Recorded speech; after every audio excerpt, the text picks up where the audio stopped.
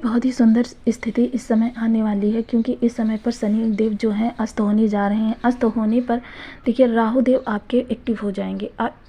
आपने ये सुना ही होगा कि शनिवत कार्य करते हैं राहु, और जब राहु देव एक्टिव होंगे तो इस समय ये रेवती नक्षत्र में गोचर कर रहे हैं। तो रेवती नक्षत्र क्या है, इसका किस तरीके का प्रभाव है, और रेवती नक्षत्र में राहु देव आपको किस तरीके से इफ़ेक्ट करेंगे, तो इस बारे में पूरी चर्चा हम इस वीडियो में करने वाले हैं। बने रहिए हमारे साथ इस वीडियो में। वीडियो बहुत नॉलेजेबल होने वाला है, आपके लिए बहुत ज्ञानवर्धक होगा, बहुत कुछ जानने के लिए मिलेगा। तो नमस्कार दोस्तों, अगर आपके यहाँ पर 12 नंबर बना हुआ है तो ये राशिफल आपके लिए। अगर कुंडली में कहीं भी चंद्रमा के साथ 12 नंबर बना हुआ है तो भी ये राशिफल आपके लिए। कुंडली ना होने की स्थिति में आप इसे नाम राशि से भी देख सकते हैं। तो चलिए प्रारंभ करते हैं। तो सबसे पहले मैं आपको बता दूं, देखिए इस समय पर जो हमारे शनिदेव हैं वो अस्त होने जा रहे हैं, और कोई भी ग्रह है वो 5 अवस्थाओं को, किसी भी भाव में जब प्रवेश करता है तो वो 5 अवस्थाओं को भोग करता है। बाल्यावस्था, किशोरावस्था, युवावस्था, वृद्धावस्था, मृतावस्था, ये 5 अवस्थाओं को भोगता है। और जब वो युवावस्था पर होता है तो वो अपनी सर्वाधिक प्रभाव आपको देता है।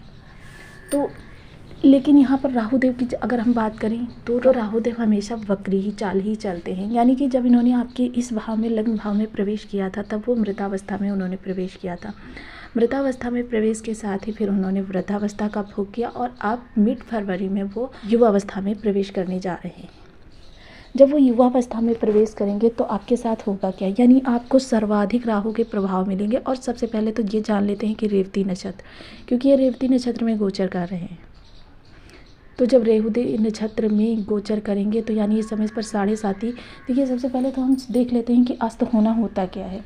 जब भी ग्रह और पृथ्वी के बीच में सूर्य आ जाता है, कुछ मर्मज्ञों का मत है कि जब भी पृथ्वी और धरती के बीच में सूर्य आ जाता है तब उस ग्रह की ऊर्जाएं पृथ्वी पर नहीं पहुंच पाती हैं, जिस कारण हमें उस ग्रह का प्रभाव नहीं मिलता है।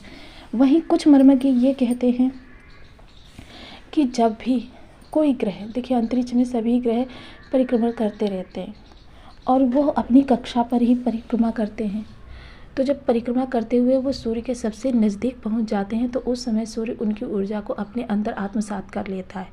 जब सूर्य अपने अंदर आत्मसात कर लेता है, उस स्थिति में भी पृथ्वी पर उस ग्रह की तरंगें नहीं पहुंच पाती हैं, जिस कारण हमें उसका प्रभाव नहीं मिलता। तो यानी कि दोनों ही स्थिति में हमें ग्रह की जो ऊर्जाएँ हैं वो नहीं प्राप्त हो पाती हैं। तो यानी कि इस समय पर 7:30 का प्रभाव भी नगण्य होगा, और इस समय पर राहु एक्टिव होंगे। तो जब राहु का युवावस्था वो अवस्था होती है किसी भी ग्रह की कि जब वो ग्रह हमें सर्वाधिक फल देने में सक्षम होता है। तो यहाँ पर राहुदेव बैठे हुए हैं आपके लग्न भाव में, और लग्न भाव को प्रभावित कर रहे हैं। रेवती नक्षत्र जो होता है तो वो रेवती नक्षत्र में देखिए इसके स्वामी पूषा हैं, और इसका प्रथम चरण जो है वो उसके स्वामी हैं गुरुदेव, और अंतिम चरण के स्वामी हैं बुधदेव। तो इस समय ये प्रथम चरण में गोचर कर रहे हैं, यानी राशि भी गुरुदेव की और चरण भी गुरुदेव का। तो यानी कि इस समय आप जितना ज़्यादा आध्यात्मिक रहेंगे उतना ही आपको राहु के उत्तम परिणाम प्राप्त होंगे। तो इस समय पर राहु देव आपको, देखिए सबसे पहले तो ये जान लीजिए कि ये जो इस समय पर आपका गोचर चल रहा है ये आपको विश्व प्रसिद्धि योग दिलाने में सक्षम है। राहु देव जब भी लग्न या सप्तम से संबंध बनाते हैं तब आपको विश्व प्रसिद्धि योग दिला ही देते हैं। बस क्या है कि राहु को पहचानना जरूरी होता है। जिन लोगों ने भी, आप देख लीजिए उदाहरण हमारे सामने हैं, जिन लोगों ने भी विश्व में प्रसिद्धि पाई है उन लोगों ने राहु कहीं ना कहीं उन लोगों के लिए योग कारक ग्रह रहा है। राहु अचानक ही प्रसिद्धि दिला देता है। आपने YouTube पर भी बहुत सारे ऐसे लोग देखे होंगे कि जो वीडियो डाल के थक गए, लेकिन अचानक ही उनकी राहु की ऐसी स्थिति हो गई कि रातों रात वो स्टार बन गए। तो यह जो लग्न में आपके संबंध बनाए हुए हैं, आप अगर इसे चाहें तो ये आपके लिए बहुत ही उत्तम फलकारक बना हुआ है। आप इस समय पर बहुत ही अट्रैक्टिव, अगर आप अध्यात्म से जुड़कर रहते हैं तो इस समय बहुत ही अट्रैक्टिव होंगे। अचानक ही अनायास ही आपके जीवन में परिवर्तन होंगे। अब जब पंचम दृष्टि से आपके ज्ञान भाव को देखेंगे तो ज्ञान भाव को भी आपके बढ़ा देंगे। राहु क्या है, राहु देखिए सिर है, तो यानी सिर में सोचते जो हैं हम उसे राहु देव ही सोचते हैं।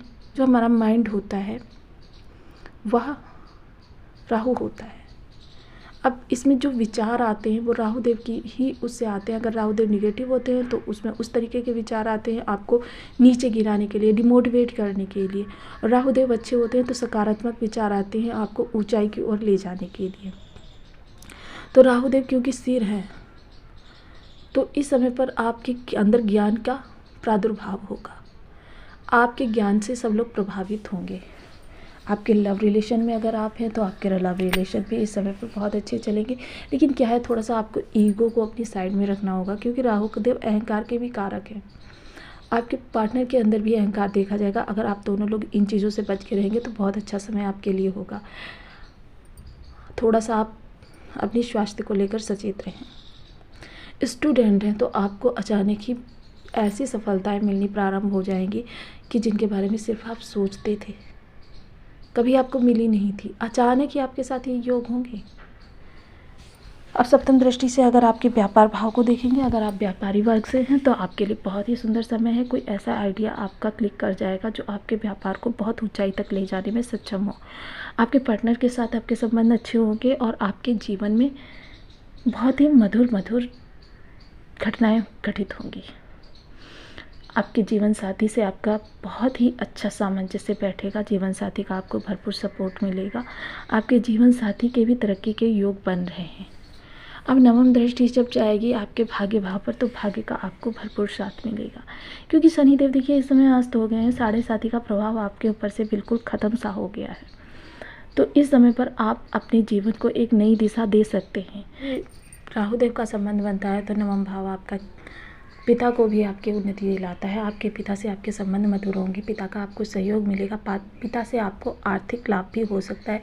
पिता इस समय पर आर्थिक शारीरिक रूप से बहुत ही प्रसन्नचित्त रहेंगे। पिता की भी इस समय अगर वो कोई जॉब वगैरह करते हैं या कोई कार्य करते हैं तो उसमें उन्नति उनकी देखी जा सकती है। आपके पिता के लिए भी बहुत अच्छा समय आ गया है। यह वो समय होगा जब आप अपने जीवन को एक ऊंचाई की ओर ले जाने में सक्षम होंगे। आपका जीवन एक नई गति प्राप्त करने के लिए तैयार है। बस आपको इसके लिए थोड़े से प्रयास करने होंगे। और उन प्रयासों में सबसे पहले तो आपको आध्यात्मिक होना बहुत ज़रूरी है।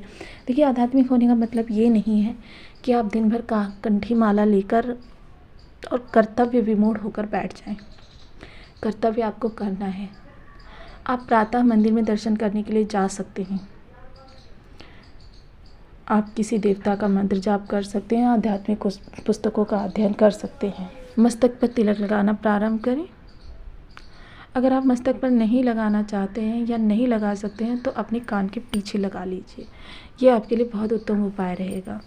नहाने के पानी में थोड़ी सी हल्दी डालकर जरूर नहाएं। और सबसे पहले तो मैं आपको यही सजेस्ट करूंगी कि आप बीज मंत्रों का जाप करें। तो इस राहुदेव का बीज मंत्र ओम राम राहवे नमः। देखिए, बीज मंत्रों के जाप से हमें जब भी करते हैं तो हमें उस ग्रह के धीरे धीरे हमारा ग्रह बली होना प्रारंभ हो जाता है। और जब बली होता है तो हमें उसके बहुत अच्छे रिजल्ट मिलते हैं। तो उपाय तो हमें हमेशा करते रहना चाहिए। तो आपको वीडियो कैसी लगी मुझे कमेंट बॉक्स में ज़रूर बताएं। चैनल पर न्यू है तो प्लीज़ वीडियो को लाइक शेयर, चैनल को सब्सक्राइब करना बिल्कुल ना भूलें। मिलते हैं नेक्स्ट वीडियो में। तब तक के लिए नमस्कार। अपना ध्यान रखें, स्वस्थ रहें, मस्त रहें।